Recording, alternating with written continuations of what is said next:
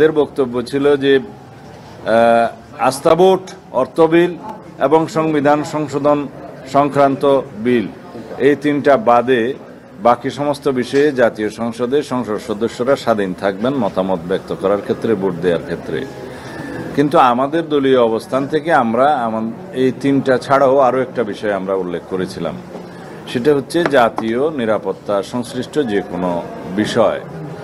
কারণ রাষ্ট্রে যদি কোনো কারণে দুর্ভাগ্যক্রমে যুদ্ধ অবস্থা থাকে, অন্য রাষ্ট্রের সাথে যুদ্ধ হয়, তখন জাতীয় সংসদে অবশ্যই সেই বিষয়টি ঐক্যমত্যের ভিত্তিতে কোনো সিদ্ধান্ত নিতে হয়।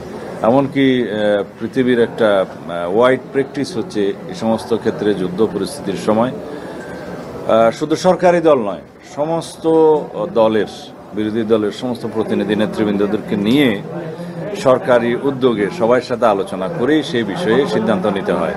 এগুলো জাতীয় অত্যন্ত গুরুত্বপূর্ণ বিষয়, জাতীয় নিরাপত্তার বিষয়, স্বাধীনতা সার্বভৌমত্বের বিষয় যেগুলোতে জড়িত থাকে, সেই বিষয়গুলো অবশ্যই বিবেচনা করা উচিত। আমরা আমাদের প্রস্তাব রেখেছি, তবে অধিকাংশের মতামতে আগে যে তিনটে বিষয় বললাম, আস্থা ভোট, অর্থ বিল এবং সংবিধান সংশোধন সংক্রান্ত যে কোনো বিলের ক্ষেত্র ছাড়া অন্যান্য সব বিষয়ে সংসদ সদস্যগণ স্বাধীন থাকবেন, এই মতামতে প্রায় সব দল একমত হয়েছে বলে আমার বিশ্বাস হয়েছে।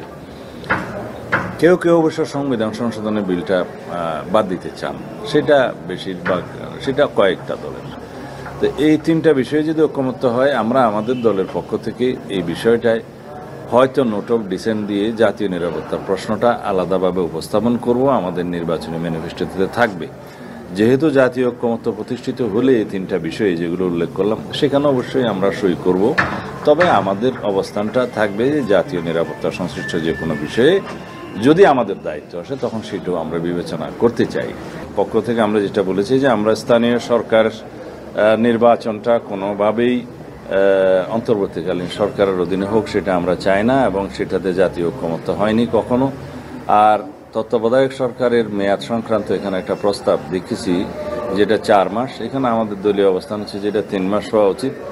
এবং অবশ্যই 4 মাস মেয়াদের মধ্যে কি জাতীয় সংসদ নির্বাচন ছাড়া স্থানীয় সরকার নির্বাচন করা সম্ভব?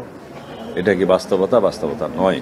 তো সেই জন্য তত্ত্বাবধায়ক সরকারের মেয়াদ 3 মাস থাকাই উচিত, এবং স্থানীয় সরকার নির্বাচন তত্ত্বাবধায়ক সরকারের এখতিয়ারের মধ্যে না থাকাই উচিত। সংসদীয় স্থায়ী কমিটির ক্ষেত্রে অনেকের প্রস্তাব এবং জাতীয় ঐকমত্য কমিশনের প্রস্তাব যেটা দেখলাম, যে সব স্থায়ী কমিটির চেয়ারম্যান বিরোধী দলের সদস্যদের মধ্যে থেকে হইতে হবে, সেরকম একটা প্রস্তাব আছে, যেটা বাস্তবতা বিবর্জিত। আমরা বলেছি অবশ্যই কিছু কিছু কমিটি আছে স্থায়ী কমিটি, যেমন পাবলিক অ্যাকাউন্টস কমিটি, সরকারি হিসাব সংক্রান্ত, তারপরে আন্ডারটেকিং কমিটি আছে, আরও কিছু কিছু কমিটি আছে সংসদীয়, এবং কয়েকটি মিনিস্ট্রি কমিটি আছে যেগুলো গুরুত্বপূর্ণ।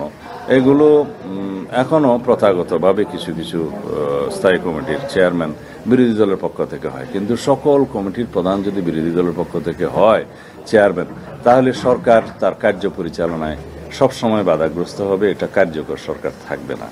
সেটা আমরা বলবো আমাদের প্রস্তাবে আছে। তবে অবশ্যই কিছু কিছু স্থায়ী কমিটির সভাপতি বিরোধী দলীয় সদস্যদের মধ্য থেকে হবে।